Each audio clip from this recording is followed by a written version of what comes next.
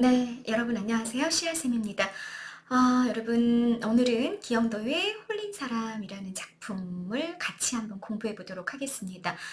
제가 높아심에 한 말씀 먼저 드리고 시작을 할게요. 여러분 이 작품을 홀린 사람이라는 이 작품을 그냥 뭐 내신을 대비하기 위해서라든지 아니면 어떤 모의고사 문제를 풀었는데 이 작품이 나왔는데 이 작품이 어떤 건지 좀 구체적으로 알고 싶어서 보는 사람들, 뭐 그런 사람들이라면 좀 다를 수 있을 것 같고요. 지금 혹시 2020년 수능 특강을 위해서 공부하고 있는 친구들은 좀 유의하고 가셔야 될 게 작품 정리를 먼저 보시면 안 된다는 말씀을 다시 한번 좀 강조드리고 싶습니다.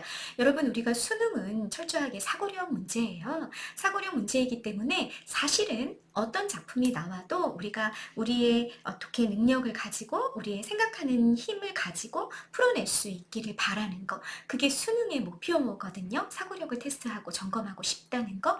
그렇기 때문에 여러분들이 작품을 먼저 보게 되면 작품의 내용을 암기하듯이 중학교 때까지의 공부는 사실은 그랬었죠. 암기하듯이 작품을 그냥 이렇게 기억하고 이해하고 뭐 이 정도 수준으로 그치게 된단 말이에요. 근데 사실은 그건 수능을 푸는 목적은 아닙니다. 수능을 푸는 사람들은 수능을 풀어내기 위해서는 문제를 그냥 먼저 봐야 돼요. 문제를 먼저 보고 그 문제가 요구하는 정도에 맞추어서 본문을 해석할 수 있는 힘을 키워내야 되는 거죠. 그게 가장 먼저 중요하다는 거 선생님 다시 한번 좀 강조하고 싶습니다. 다시 말하자면 그러니까 어떻게 해야 된다 여러분? 수능특강 교재를 다들 가지고 있을 거예요. 2020년 수능특강 교재를 가지고 있는 사람들은 그 교재를 먼저 문제를 푸는 거죠. 문제가 요구하는 거에 맞춰서 이 본문을 전혀 모른다는 생각 하에서 이 시는 난 한 번도 본 적이 없는 시야 라는 그 전제하에서 문제를 먼저 풀어내시는 겁니다. 문제를 먼저 풀고 그리고 나서 문제 오답풀이까지 다 해보고 문제를 틀린 게 있다면 내가 어느 지점에서 자꾸 생각에 오류가 생겨나거나 혹은 시 같은 경우는 내가 배경 지식, 그러니까 문장을 독해하는 그런 어떤 배경 지식이나 개념이 딸려서 문제를 틀렸을 경우가 있잖아요. 그럼 그럴 경우에는 내가 어떤 개념을 좀 잡고 가야 될지, 어떤 배경 지식이 필요할지 이런 것들을 먼저 스스로 감을 잡아보는 게 제일 먼저 여러분들이 해야 되실 작업입니다. 그게 끝났어요. 문제도 풀어봤고 오답풀이도 해봤고 내가 뭐 생각에 오류가 일어나는 지점이나 모르고 있는 게 뭔지를 다 스스로 잡아봤단 말이에요. 그 상태에서 선생님 강의를 보는 겁니다. 강의를 보면서 작품을 정리해 가시면 된다라는 얘기입니다. 무슨 말인지 이해가 되십니까? 여러분, 그러니까 어떻게 보면 스님이 이 작품을 이렇게 정리해주는 이유는 좀 우리가 고3들은 내신에서 이 수능 특강을 보통 나가잖아요. 그래서 내신을 준비하겠다라는 의도도 거의 한 70%, 60% 정도 있는 것 같아요. 그리고 내신을 준비하면서 동시에 수능에 이 작품이 연계가 돼서 나왔을 경우에 당황하지 않고 본문의 맥락을 훤히 꿰뚫고 있는 상태에서 우리가 수능을 치르게 되면 훨씬 더 멘탈이 좀 안정되는 거죠. 그런 의도를 좀 가지고 있다라는 걸 염두에 두시고요. 고전 시가도 그렇고 마찬가지예요. 선생님 지금 고전 시가 다 찍고 현대시 찍고 있는 중인데 모두 다 문제를 먼저 내가 풀어내야 된다라는 기본 전제 잊지 마시고 작품 정리하시면 좋을 것 같습니다. 네, 자, 기홍도의 홀린 사람이란 작품 들어가 보시죠. 기영도는 여러분 기자였어요. 제가 알고 있기로는 중앙일보 기자 뭐 이랬던 사람인데 이분이 되게 그 어린 시절이 굉장히 고통스러운 어린 시절을 보냈었고 그리고 그 고통스러운 과거에 얽매여서 되게 그 현재에서도 굉장히 불행해하고 우울해하고 뭐 이런 시들을 되게 많이 창작했던 시인이기도 하고 또 80년대 여러분 군부 독재 치하에 있었단 말이에요. 그 군부 독재 치하에서 그 시대를 기록해야 되는 언론인의 한 사람으로서 이걸 매개하는 존재죠. 군중과 권력가를 매개하는 그런 중간 존재로서 자신의 삶에 대한 굉장히 많은 그 회의감 이런 게 있지 않았을까 싶어요. 그래서 그런 어떤 본인 작가의 어떤 의식이 묻어나는 그런 시들이 대단히 많이 남아있는 상태입니다. 홀린 사람이라는 이 작품은 그 기영도 씨의 개인사보다는 시대적인 어떤 아픔, 시대적인 어떤 문제를 통찰하는 그런 것들이 묻어나 있는 작품입니다. 자, 구체적인 내용 같이 한번 살펴보시죠. 일단 해설 먼저 볼 거예요. 이 작품은 지배층의 교묘한 통치술에 현혹되어 살아가는 우매한 대중에 대한 비판의식을 우위를 통해 드러내고 있는 시이다. 우위 빨간색 동그라미 별표하고 가십니다. 여러분, 우위라는 건 여러분 어떻게 하는 건가요? 사물이나 동물에 빗대어. 빗대어라는 말은 다른 말로 바꾸면 비유해서 인간 삶을 설명하거나 풍자하고 싶을 때 활용하는 방식을 우리가 우위라고 이야기하죠. 그러니까 화자의 어떤 비판의식을 우중이라고 얘기해. 우매한 민중에 대한 비판의식을 우위를 통해 드러냈다 그러면 주제를 노출하는 방식이 여러분 직설적이었단 얘기예요? 간접적이었단 얘기예요? 네, 간접적이었단 얘기가 되는 거죠. 간접적이다 또는 완곡하게 자기 주제를 드러내는 그런 방식을 취하고 있는 시입니다. 자, 비판의 대상이 누구다? 우중이다 라는 거. 물론 이 작품을 보면 우중뿐만 아니라 그 우매한 대중을 교묘하게 현혹시켜가지고 유혹해가지고 그래서 자기의 말을 따르게 만드는 그런 사회자라든지 그분이라는 존재의 비판의 대상이 또 있습니다. 그러나 가장 먼저 비판하고 싶은 건 우중이다 라는 걸 보고 가셔라 라는 얘기입니다. 이 시는 등장인물 첫 번째 등장인물 사건, 두 번째가 제시되는 서사적인 방식을 취하고 있어요. 시적 상황을 사실적으로 전달하고 있습니다. 자, 그러니까 여러분 서사라는 거, 서사갈래라는 거, 우리가 이제 서사다 그러면 어떤 단어를 염두에 두시면 되냐면요. 서사적인 방식을 취했다 그러면 서사적이다 그러면 뭘 연상하면 되냐면 서사갈래를 연상하면 돼요. 그러면 서사갈래라는 거는 여러분 가장 대표적인 하위갈래가 소설인 거 아시죠? 그러면 소설의 구성 요소가 뭐니라고 생각을 해보는 거죠. 그러면 소설의 구성 요소에는 뭐가 있어? 인물, 사건, 배경이 있잖아요. 그러니까 인물, 사건, 배경을 시간의 순서에 입각해서 시간이 이제 예를 들어 과거로 거슬러 올라가도 이건 시간의 흐름이라는 게 존재하는 거죠. 무슨 말인지 아시겠죠? 시간의 어떤 흐름 속에서 인물과 사건과 배경이 등장해서 어떤 스토리를 만들어낼 때 우리가 그걸 뭐라 그런다? 서사갈래라고 이야기한다 그 얘기예요. 그때 서사를 여러분 서사적인 방식의 서사라는 개념으로 이해하고 계시면 됩니다. 혹시 서사적인 게 뭔지 내가 정확히 잘 모르겠다 그러면 요 개념을 염두에 두고 있어라 라는 얘기예요. 자, 몰랐던 사람들은 별표 3개 하고 가십니다.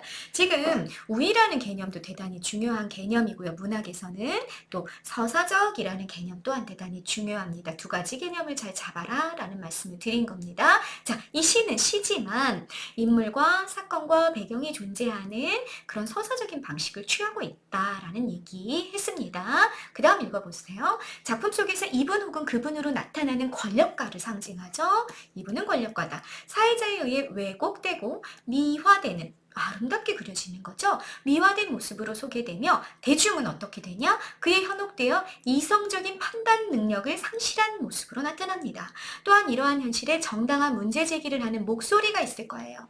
그런데 이 목소리는 하나야. 목소리가 한 명의 목소리가 들리는데 이 목소리는 미치광이로 취급이 되어 배제당하는 상황을 통해서 타당한 문제 제기가 용인되지 않는 사회적 분위기를 상징적으로 드러내고 있다. 자, 그러니까 우매한 대중도 비판의 대상이 될 거고 타당한 문제 제기가 허락되지 않는 사회적 분위기도 비판의 대상이 되겠구나 라는 거 알 수 있죠.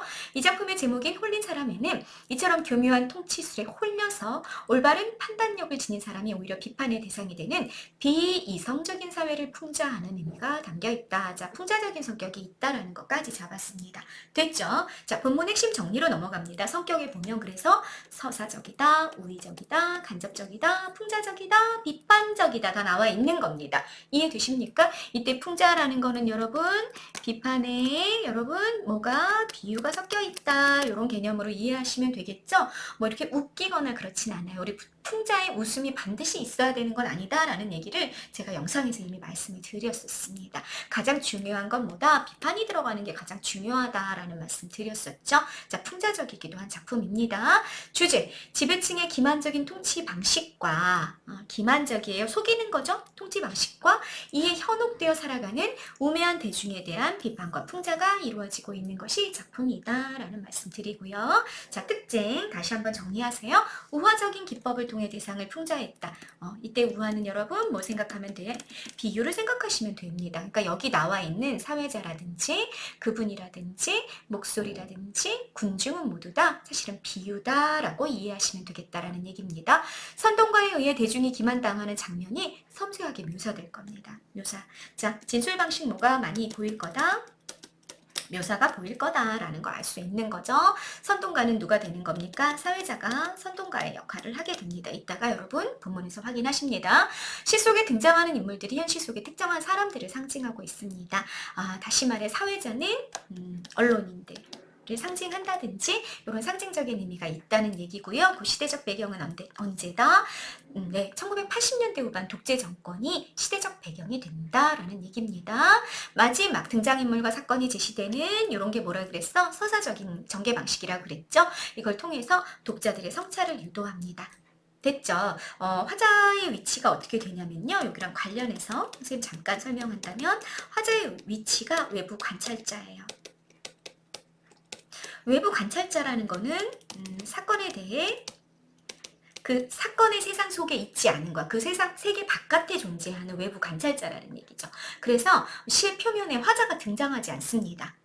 시의 표면에 화자가 없어요. 다시 말해 나라는 화자가 등장하지 않는다라는 얘기입니다. 사건에 대해서 객관적 거리를 두고 있단 말이야. 거리를 두고 관찰하고 있는 중이에요. 그렇기 때문에 뭐가 생겨나요? 독자와 이 화자가 함께 비판적인 성찰의 거리감이 생겨나게 됩니다. 이것도 또한 여러분 문학에서는 굉장히 중요한 개념이죠. 화자나 서술자가 이렇게 객관적인 거리를 두게 될 때 그것은 비판적인 성찰을 유도하는 기능이 나타나게 된다라는 것도 쌤이 극갈래 설명하면서 했던 적이 있었습니다. 됐죠? 여기까지. 그래서 독자가 이 사건을 좀 객관적으로 바라보면서 뭐 하게 된다? 성찰하게 된다라는 거. 이런 것들이 어떻게 본문에 구체적으로 드러나고 있는지 본문 구체적으로 들어가 보겠습니다. 자, 보십시다. 사회자가 외쳤다. 여기 일생 동안 이웃을 위해 3분이 계시다. 이웃을 위해 살았대요. 이웃의 슬픔은 이분의 슬픔이었고 이분의 슬픔은 이글거리는 빛이었다. 사회자는 하늘을 걸고 맹세했다. 하늘, 권위의 상징이죠. 우리 보통 하늘에 대고 맹세해 그러면 내 맹세가 얼마나 절대적이고 강력한지 알려주는 거잖아요. 그 하늘에 걸고 맹세했는데 이분은 어떤 분이었다고? 어떻게 외쳤다고? 이웃을, 이타적인 삶을 사신 분이었대. 막 이렇게 그리고 하늘에 대고 맹세했어. 이분은 자신을 위해 푸성기는 여러분 작고 사소한 거 산나물이야. 산에서 나는 나물. 푸성기 하나 심지 않았다. 자신을 위해서 이런 나물 하나도 심은 적이 없대요. 그러면 이 작고 사소한 것이라는 건 사실은 대유법이겠죠. 대유법 뭐예요 여러분? 부분으로 전체를 비유하는 거잖아요. 그죠? 그러니까 푸성기라는 부분을 가지고 작고 사소한 어떤 것도 자기를 위해서는 한 적이 없었다라고 이야기하는 거죠. 그래서 대유법이 쓰인 거고요. 그래서 이분이 얼마나 이타적인 삶을 계속 사셨는지를 강조합니다. 눈물 한 방울도 자신을 위해는 흘리지 않았다라고 이야기하는 것까지. 자, 사회자가 막 외치고 있는 거야. 어떤 사람이 이분이 어떤 분이시다? 너무나 이타적인 이기적인 게 한 점도 없어서 부성기 하나 나를 위해서는 쓰지 않았어. 이기적인 마음이 하나도 없이 오로지 이타적이기만 한 존재가 이분이야. 이렇게 말했습니다. 자, 사회자가 외치는 게 더 심화돼가지고 이번에는 흐느껴요. 이번에는. 자, 맹세도 했고요. 자, 여러분 여기 봅시다. 맨 처음에 외쳤어요. 그 다음에 맹세하고요. 그 다음 막 흐느끼죠. 사회자가 자기가 막 선동을 하다 점점 막 이렇게 흥분하고 있는 모습을 서술어를 통해서 보여주고 있다라고 볼 수 있어요. 외치고 맹세하고 흐느꼈어. 보라! 명령합니다. 이분들은 당신들을 위해, 당신들 군중입니다. 군중을 위해 청춘을 버렸다. 당신들을 위해 죽을 수도 있다. 자, 이분은 또 어떤 분이에요? 희생하는 존재죠. 이타적일 뿐만 아니라, 그러니까 뭘 하나 아주 작고 사소한 것도 남을 다 줘. 그럴 뿐만 아니라 자기 목숨까지도 당신들을 위해, 처음 보는 모르는 군중들을 위해서 자기 청춘을 버렸을 뿐더러 지금 현재 자기 목숨까지 버릴 수 있는 존재야. 희생적인 존재임을 강조합니다. 자, 이타적인 그분의 행위를 예찬하고 사회자의 미화, 아름답게 표현하는 거죠. 그리고 얼마나 그분을 추종하고 있는지가 지금 계속해서 드러나고 있는 중입니다. 자, 이렇게 사회자가 그분을 막 예찬하고 추종하고 막 그랬어. 사회자가 어떻게 외쳤지, 여러분? 이타적이다고 외쳤어요. 또 그분이 어떻다고 말했어요? 정말 희생적이어서 전혀 처음 보는 군중들을 위해서 자기 목숨을 버릴 수 있는 존재다. 이렇게 말했습니다. 그렇게 막 흐느끼면서 말하고 있는데 그때 그분이 일어서서 흐느끼는 사회자를 제지했어요. 그만 릴렉스 calm down 이렇게 못하게 했다 그 얘기야. 제지했어요. 그렇게 나를 너무 막 뛰어 올리지 마. 내가 어떻게 그런 사람이 될 수 있겠어. 당신 너무 과장됐어. 뭐 이런 식으로 사회자를 진정시켰다 그 얘기예요. 여러분, 이때 뭐가 부각이 된다? 겸손함이 부각이 되는 거야. 이분이 막 너무 사회자가 열렬하게 자기를 칭찬하니까 너무 그렇게까지 하지 마. 이렇게 했단 얘기지. 겸손함이 부각이 되는 거야. 그랬더니 그 모습을 본 군중들이 어떻게 하는 거예요? 일제히 그분에게 막 박수를 하는 거죠. 자, 사회자가 말했던 이타적이다, 희생적이다. 그 말에 그분이 나를 그렇게까지 지켜 세우지 마세요. 막 이렇게 얘기하니까 겸손하기까지 해. 막 박수를 막 하는 겁니다. 그리고 막 사내들은 울먹이고 감동한 여인들은 기절했어. 나 좀 기분 나빠지려고 그래. 막 여인으로서. 여인들은 막 기절까지 했대. 네. 그런 사람들의 반응, 군중들의 환호를 그려내고 있는 것까지가 끝났습니다. 네. 자, 3명의 인물이 나왔다. 네. 첫 번째는 사회자였고요. 두 번째, 그분이었고요. 세 번째, 군중들이 나와 있습니다. 여러분, 색깔 펜을 조금 바꿔가지고 우리 체크를 한번 해볼까요? 네. 사회자. 어떤 상징적인 의미가 있겠다, 여러분. 이분 또는 그분 어떤 상징적인 의미가 있겠다. 군중은 어떤 상징적인 의미가 있겠다라는 걸 정리하는 게 중요하다라는 얘기입니다. 사회자는 여러분 대중을 선동하는 선동가인데 뭘 상징할 수 있겠다? 당대의 언론인을 상징할 수 있겠다라는 얘기고요. 그분을 칭송하고 예찬하고 선동하고 있는, 대중을 선동하고 있는 그런 사회자는 이 언론은 권력의 하수인, 권력에 빌붙어서 권력에서 주는 떡고물을 먹어가면서 권력의 주고 노릇을 하는 거죠. 권력의 개 노릇을 하는 그런 권력의 하수인으로 볼 수 있겠다라는 얘기가 되는 거고요. 그분은 대중을 기만하는 독재자죠. 여러분, 사회자가, 다시 말해 언론이 그분을 이렇게 추종하고 그분을 이렇게 미화할 때 그분은 사회자랑 어떤 관련을 맺고 있었을까요? 사회자가 정말 그분의 인품에 정말 막 너무너무 공경스러워서 그래서 이렇게 말도 안 되는 미화를 하고 있을까? 그렇지 않겠죠? 그분은 사회자에게 적당한 이렇게 떡고물을 주는 역할도 하고 또 협박을 하기도 하고 위협을 하기도 하고 아마 그랬을 거예요. 그죠?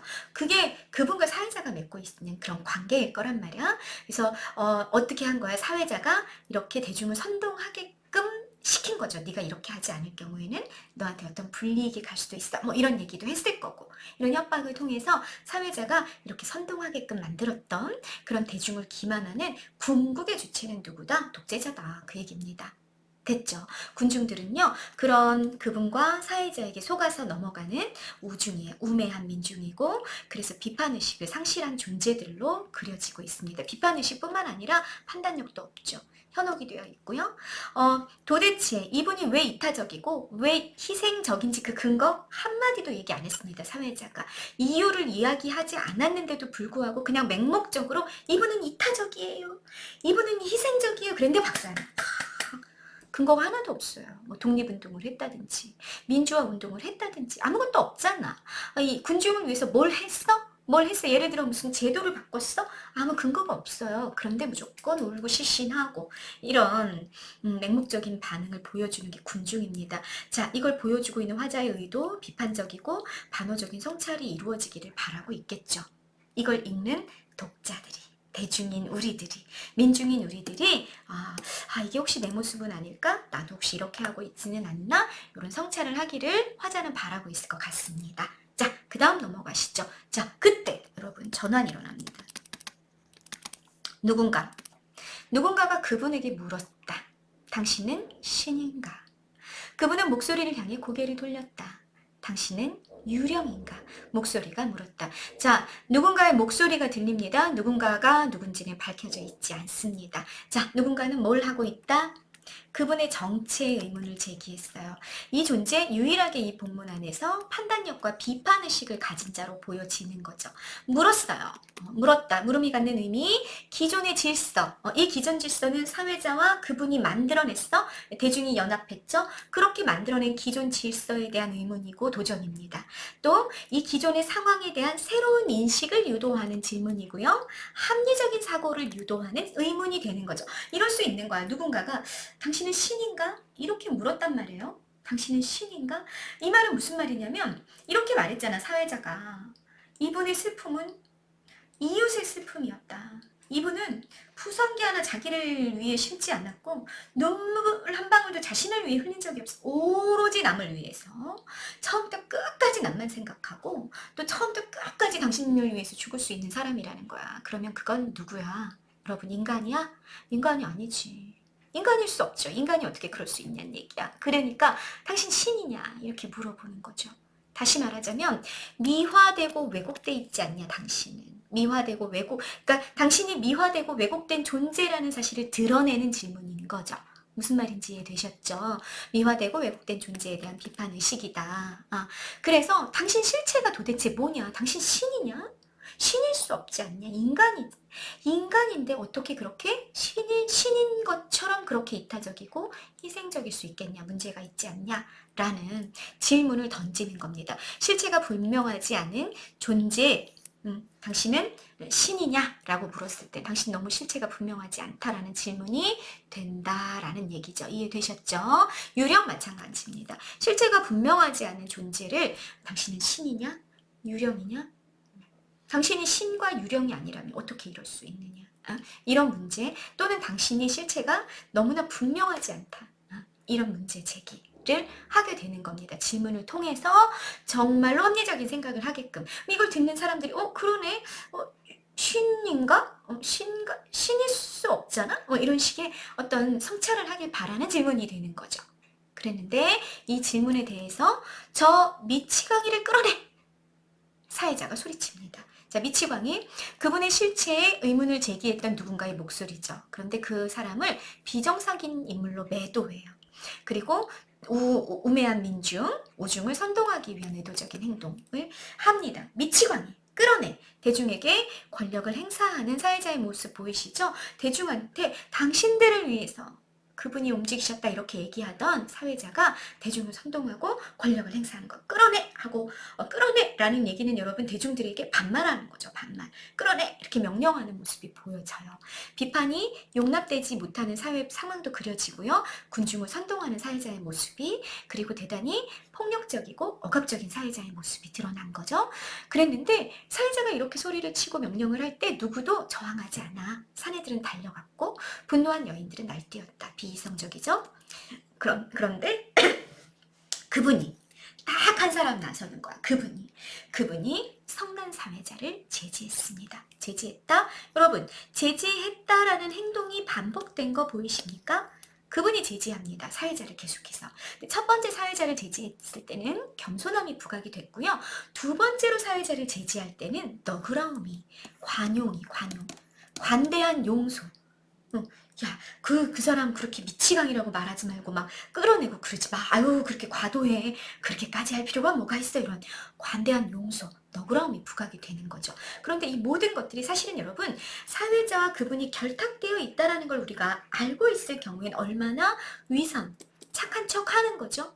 기만, 거짓된 행위라는 거 알 수 있습니까? 그래서 이 제지하는 행동을 통해서 부각되는 게 교묘한 통치술이다라는 얘기가 되는 겁니다. 이해되십니까? 제지했다라는 이 서술어, 이 그분의 그 행동, 사회자를 제지하는 거야. 이 그분은요, 누군가를 제지하지 않아요. 누군가를 제지하려고 했던 건 사회자고, 자, 다시. 누군가의 목소리가 있었어. 그걸 누가 제지하려고 했어? 사회자가 제지하려고 했던 거고요. 이 어떤 방식으로? 끌어내야 하는 방식으로. 이 사회자를 제지하고 있는 게 누구다? 제지하고 막고 있는 게 그분이야, 그분. 그걸 통해서 뭐가 부각된다? 그분의 겸손함이나 너그럼이나 사실은 위선인 거죠. 이런 게 교묘한 통치술이 부각이 되는 방식이다라는 얘기입니다. 이해되셨죠?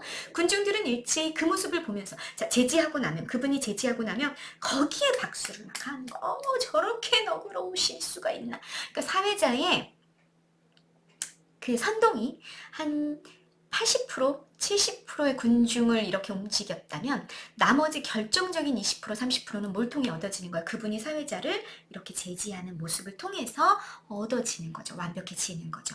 군중들이 막 일제히 박수하고 사내들은 울먹였고 감동한 여인들은 칠신했습니다. 문장이 이렇게 반복되어 있는 게 확인이 되실 겁니다. 시행의 반복 효과, 군중들의 맹목성이 부각이 되고 화자의 태도가 대단히 비판적이구나라는 걸 반복을 통해서 보여주는 거죠. 반복이 또 운율을 형성하는 것도 여러분 알고 계실 겁니다. 그리고 여기엔 이 문장이 추가가 되죠. 전반부에 비교했을 때 그분의 답변. 자, 당신은 누군가? 당신은 신인가? 당신은 유령인가? 라는 누군가의 목소리가 있었다 그랬어? 답변을 한 것 같아요. 그런데 군중들의 아우성, 실체 확인에 장애가 되는 요소입니다. 들리지 않았습니다. 결국 그분의 실체는 그분은 말했다고 얘기하지만 드러나지 않은 채로 끝난 거죠. 누구 때문에? 비판력을 상실한 오중 때문에, 오매한 민중 때문에 이렇게 그분의 실체는 확인되지 않은 채 그분은 너무 당당하게 나는 대답했어. 내가 못 들었지. 라고 이야기하겠죠.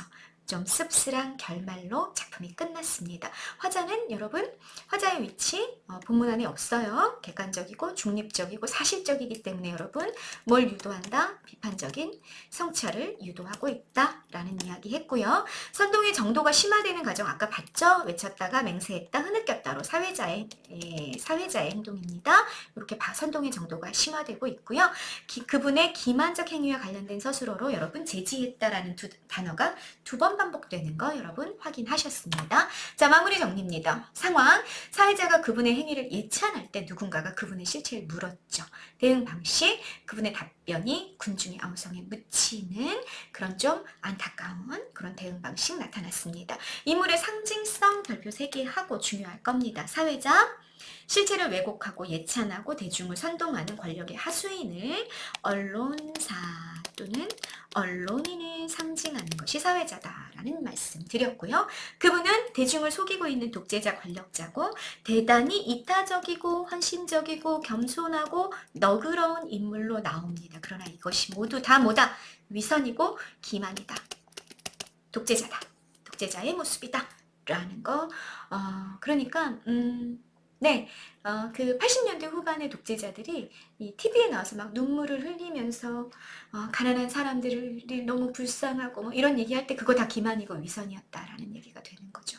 됐죠? 지금도 여러분 잘 보세요. 이런 정치가 들 중에는 대중을 기만하는 위선적인 모습을 보이는 경우들이 대단히 많습니다.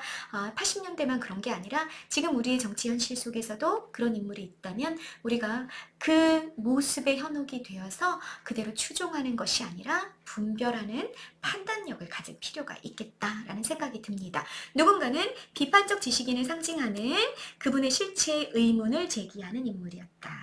군중, 중요하죠. 비판의 대상입니다. 사회자의 선동에 넘어가 그분을 맹목적으로 추종하고 아주 한 사람이라도 소수의 문제 제기하는 사람이 있을 때 귀를 기울이지 않죠. 우르르 그냥 몰려가서 추종하는 거야. 우매한 민중을 상징한다라는 거 알고 가시면 되겠습니다. 제목의 상징성 중요합니다. 별표 3개 하시고요. 자, 홀리다라는 동사는요. 의미가 두 가지가 있어. 뭐뭐에게 유혹에 빠져 정신을 차리지 못하는 거야. 뭐뭐에게 홀려서. 두 번째는 뭐뭐를 유혹해서 정신을 차리지 못하게 하는 거야. 이 두 가지의 의미를 다 가지고 있습니다. 이 두 가지 의미가 여기 다 쓰였다고 볼 수 있어요. 그래서 대상의 중의성이라고 선생님 제목을 잡아봤어요. 대중을 홀린, 다시 말해 정신을 차리지 못하게 하는, 이번에 해당하는 건 누구다? 그분과 사회자다. 이 그분과 사회자에 대한 화자의 태도는 뭐다? 대중을 선동하고 기만하는 권력계층에 대한 대단히 부정적이고 비판적인 인식을 드러내게 된다. 그 얘기입니다. 그러니까 그분과 사회자가 홀린 사람이 되면, 홀린 사람이 그분과 사회자가 된다면 이때 홀리다는 누군가를 유혹해 정신을 차리지 못하게 하다라는 2번의 뜻인 거고, 이 2번에 대해서 화자는 그 권력계층에 대한 부정적 인식을 드러내게 될 거다라는 얘기인 거고요. 두 번째, 그분과 사회자에게 홀린 존재, 우매한 민중이 되는 거죠. 이때 홀린 사람은. 이해되십니까, 여러분? 홀린 사람이라는 이 제목이 되게 중의적이 되는 거야. 이해되세요? 네, 홀린 사람의 이 홀린을 누군가를 정신을 못 차리게 하는 주체다라고 생각하게 되면 홀린 사람은 권력계층이 되는 거야. 그분과 사회자가 되는 거고요. 또 홀린 사람을, 이때 홀리다를 정신을 차리지 못해 유혹에 빠져가지고 그렇게 읽을 때는 이 홀린 사람이 뭐가 된다? 우매한 민중이 된다는 거죠. 됐죠? 그러면 이때의 화자의 태도는 비판력과 판단력을 상실한 군중에 대한 부정적인 인식을 드러내게 된다라는 얘기입니다. 자, 다시 홀린 사람이 어떻게 될 수 있다? 그분과 사회자가 될 수도 있고 또 우매한 민중이 될 수도 있다. 그 얘기입니다. 그리고 선생님 여기다 적어놓은 건 뭐냐면 이때 사회자는 정신을 못 차리게 유혹하는 사람이면서 동시에 자신도 그분에게 홀린, 그분에게 빠져서 정신을 차리지 못하고 있는 존재이기도 한 거죠. 그래서 사회자는 홀리다의 1번과 2번 의미를 동시에 다 가지고 가는 존재다. 다시, 사회자는 군중을 유혹하는 존재이면서 그분에게는 유혹당한 존재다. 그래서 홀린 사람의 둘 다에 들어갈 수 있다라는 것도 여러분 놓치고 가시면 안 되겠습니다. 됐죠? 표현상의 특징 확인하고 이제 마무리 칩시다. 명령문이 나와요. 보라! 집중을 유도하는 명령문인 거고요. 또 끌어내! 라는 명령문도 있었죠. 명령문을 통해 말하자. 사회자의 의도를 이루고자 하는, 화자의 의도를 이루고자 하는 끌어내! 라는 명령문도 있었다. 또 의문문도 사용이 됩니다. 대상에 대한 생각을 유도하고 성찰을 유도하는 의문이 있었죠. 당신은 신인가? 당신은 유령인가? 라는 합리적인 문제 제기 를 통해서 독자의 성찰을 유도하는, 그래서 이 우매한 민중에 좀 빠져있지 말고 현혹당하고 추종하고 맹목적으로 합리적인 사고방식을 놓아버리지 말고 우리가 철저히 분별력을 가지고 사회자에게 선동당하지 말고 언론에 선동당하지 말고 진실을 직시할 것을 촉구하는 그런 화자의 목소리를, 내포된 화자의 목소리를 읽어내셔야 되는 작품입니다. 네, 기영도의 홀린 사람이라는 작품 함께 점검해 봤습니다. 감사합니다.